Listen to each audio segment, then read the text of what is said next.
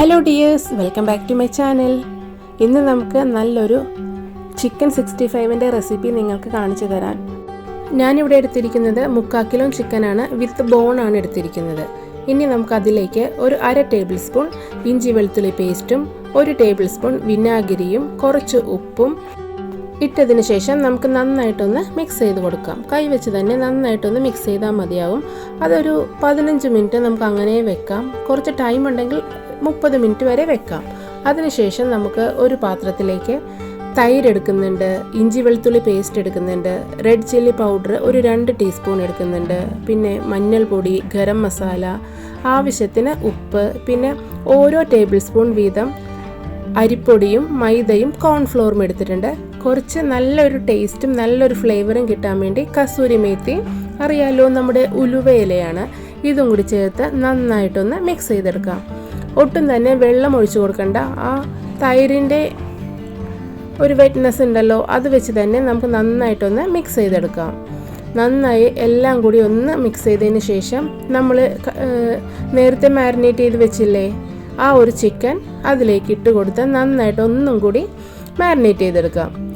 ഇത് ചെയ്തതിന് ശേഷം ഒരു 30 മിനിറ്റ് വരെ ഒന്ന് ടൈം ഉണ്ടെങ്കിൽ ഒന്ന് റെസ്റ്റ് ചെയ്യാൻ വെക്കുവാണെങ്കിൽ നന്നായിട്ട് അതിൻ്റെ ആ മസാലയൊക്കെ ആ ചിക്കനിലേക്ക് പിടിച്ച് നല്ലൊരു ഫ്ലേവറായിട്ട് തന്നെ കുക്ക് ചെയ്തെടുക്കാം, ഫ്രൈ ചെയ്തെടുക്കാം. ഞാനിവിടെ എനിക്ക് അധികം സമയം കിട്ടിയില്ല, അതുകൊണ്ട് തന്നെ ഞാനൊരു 15 മിനിറ്റ് മാത്രമാണ് മാരിനേറ്റ് ചെയ്ത് വെച്ചത്. അപ്പോൾ എല്ലാം നന്നായിട്ടൊന്ന് കൈവച്ച് തന്നെ ഇതേപോലെ ഒന്ന് മിക്സ് ചെയ്തെടുക്കണം. വളരെ സോഫ്റ്റാണ്, എന്നാൽ പിന്നെ നല്ലൊരു ടേസ്റ്റുമാണ്. നല്ല ക്രഞ്ചിയും ഉള്ളിൽ നല്ല സോഫ്റ്റുമായിട്ടുള്ള മീറ്റായിട്ട് തന്നെയാണ് ഫ്രൈ ചെയ്ത് കിട്ടിയത്. അപ്പോൾ എല്ലാവരും ഒന്ന് ചെയ്ത് നോക്കണേ. ഒരു 30 മിനിറ്റ് നമുക്കൊന്ന് റെസ്റ്റ് ചെയ്യാൻ വെക്കാം. അതിനുശേഷം ഞാൻ വെളിച്ചെണ്ണയിലാണ് ഇത് ഫ്രൈ ചെയ്തെടുക്കുന്നത്. വെളിച്ചെണ്ണയിൽ ചെയ്യുമ്പോൾ ആ ഒരു നാടൻ ആ ഒരു ടേസ്റ്റ് തന്നെ നമുക്ക് കിട്ടും.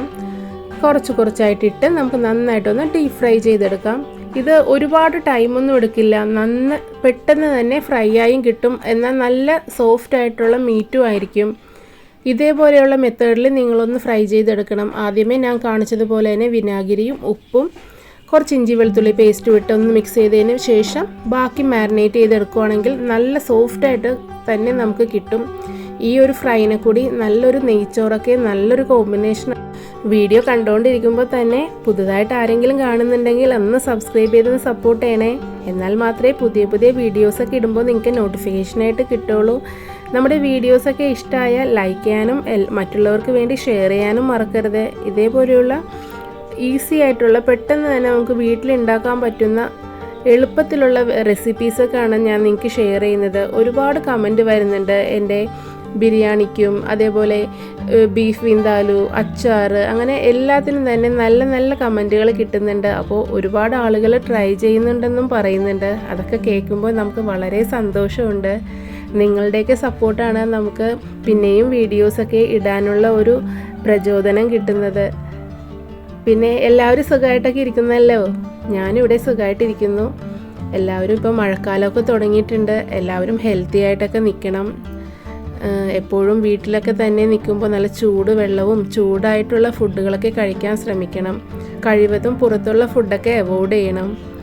അപ്പോൾ നോക്കി സംസാരിച്ചുകൊണ്ടിരുന്ന സമയത്ത് തന്നെ നമ്മളുടെ ഫ്രൈ എല്ലാം തയ്യാറായിട്ടുണ്ട്. ഞാനൊരല്പം കറിവേപ്പില ഒന്ന് ഫ്രൈ ചെയ്തിട്ട് അതിൻ്റെ മുകളിലൊന്ന് ഇട്ട് കൊടുക്കുന്നുണ്ട്. കാണാനൊരു ഭംഗിക്കും ആണ് ഞാൻ ചെയ്യുന്നത്. ഞാൻ എല്ലാ ഫുഡും ചെയ്യുമ്പോഴും എനിക്ക് കാണുമ്പോൾ തന്നെ ഒരു പ്രസൻറ്റേഷനിൽ ഇഷ്ടമാവണം, എന്നാൽ മാത്രമല്ല പിന്നെയാണ് ടേസ്റ്റിങ് വരുന്നത്.